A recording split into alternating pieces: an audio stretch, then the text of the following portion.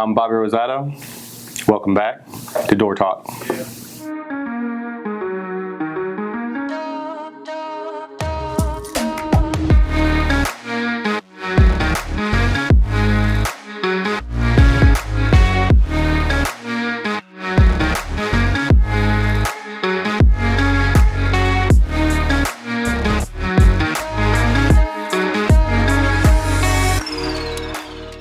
Hey guys, welcome back to Door Talk. We're excited to have you with us today. We've got special guest Stephen Hugueley with us today, hollow metal specialist, CDC.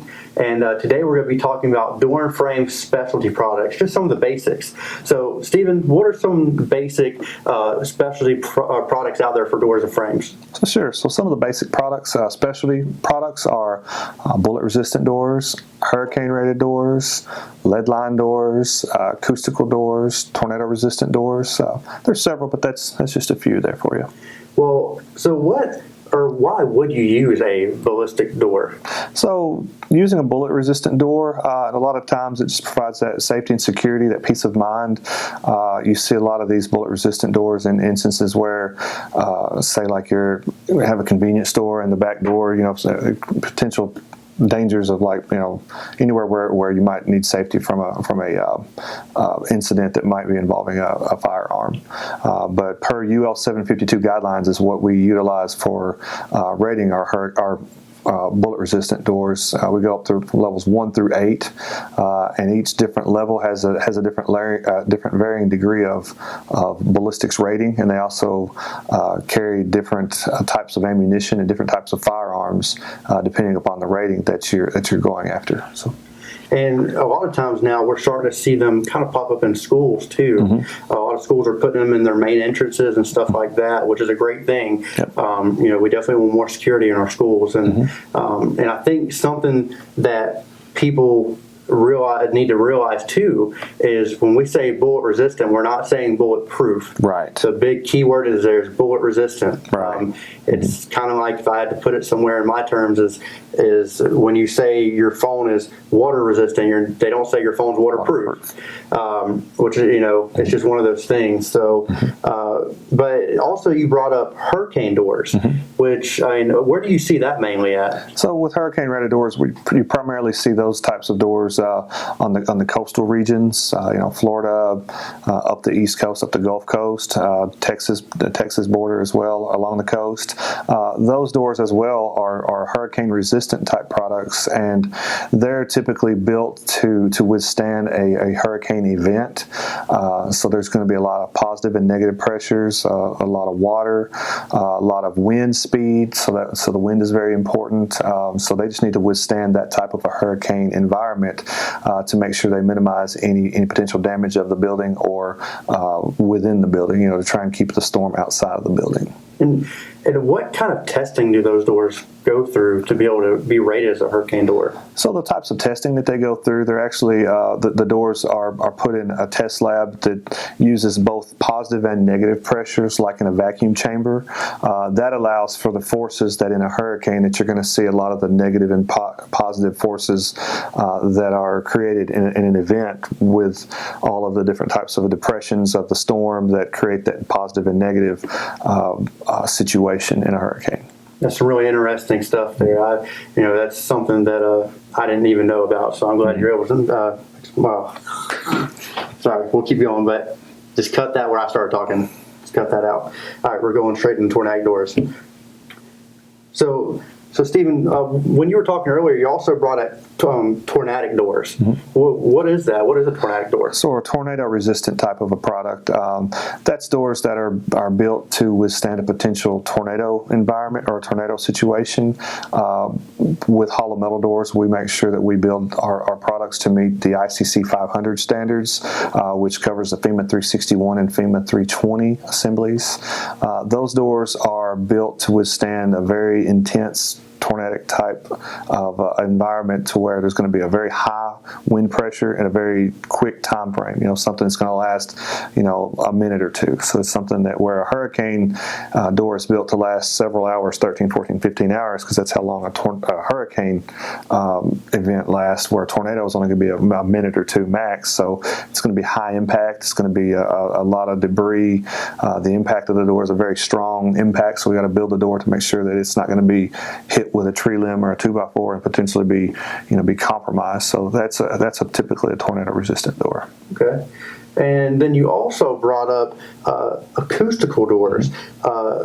I know we see a lot of acoustical doors in a lot of military work and stuff like that, and churches and things were, of that nature. So what is an acoustical door? So an acoustical or STC, a sound rated door, that door is built to minimize either the sound coming from a room or a building, or the sound going into a room or a building. So actually it can be a dual purpose. You see these a lot of times. A good example is like in a high school where they have like a music room, and of course during the day and they've got classes going on in other parts of the school, they want to try and close off and keep that sound minimized where they're in the music room playing instruments. So that sound door would be closed, and it's not just the door that helps create that sound reduction. It's also the gaskets and seals. So it's an entire assembly that helps minimize that sound or reduce that sound being transferred. A good example of trying to keep the outside sound from coming into the building would be if you built a commercial grade building close to an airport, and you constantly hear the airplanes landing and taking off. You wouldn't want that sound being in your building, so you would use the same type of door, an acoustically rated door, to help minimize that sound or reduce that sound being transferred from the outside environment into the inside of the building. Wow. And so what do you see as like the most common misconceptions about STC or acoustical doors, with maybe your wall ratings and things of that nature? And what do you see out in the field that maybe people are trying to either match their wall ratings or not match their wall ratings? So with sound rated doors, they actually carry a numeric value. So like a STC 25 or an STC 30 or 35, all the way up to, for an 1 3/4 thick hollow metal door, about the max we can reach is an STC 50 to the low to mid 50s. That also carries over. It's not just the door and the gasketing that I described that creates that STC rating. It's that wall that's built as well. The wall has to be sound rated as well. So if you do not build a wall that is a sound rated wall, but you install a door that's a high level sound rated door, that door may reduce the sound, but that sound is still going to transfer through the wall. So if you have a wall that's only an STC 30 wall and you put an STC 50 door in that opening, you've really just put in a very expensive STC 30 door because the sound's going to travel through the wall. Yeah. Well, next, I think on the final product we have is lead line doors. And what would you use a lead line door for? So in most cases, you're going to see a lead line commercial grade door. 99% of the time, it's going to be in like a hospital or a veterinary clinic or a doctor's office, anywhere where they've got an X-ray machine, and you're going to want to try and not cause those X-rays to be transmitted through that door opening out into the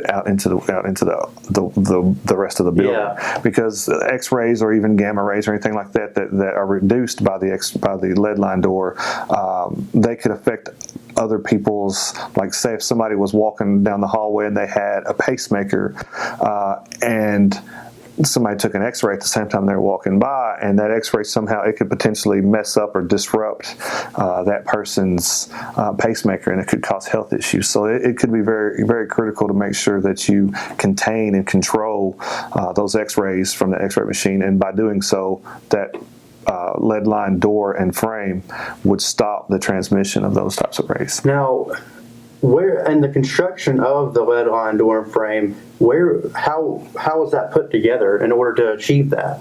So in most cases, for a commercial hollow metal door that is a lead line door, typically you're going to use a steel stiffened door with stiffeners on each side, and you're going to kind of sandwich that lead in the middle of the door so it doesn't potentially sag or drop. Okay. On the frame, you're just going to pack that lead or that lead strip tightly on the inside of the frame in the profile to create a non-broken line of lead to where that potential X-ray, because X-rays travel in a straight line, so you want to make sure that you create the whole opening to be lead lined. Stephen, thank you again for being here today. We really appreciate your time and your expertise in all things hollow metal, and you guys have a great day. Thank you.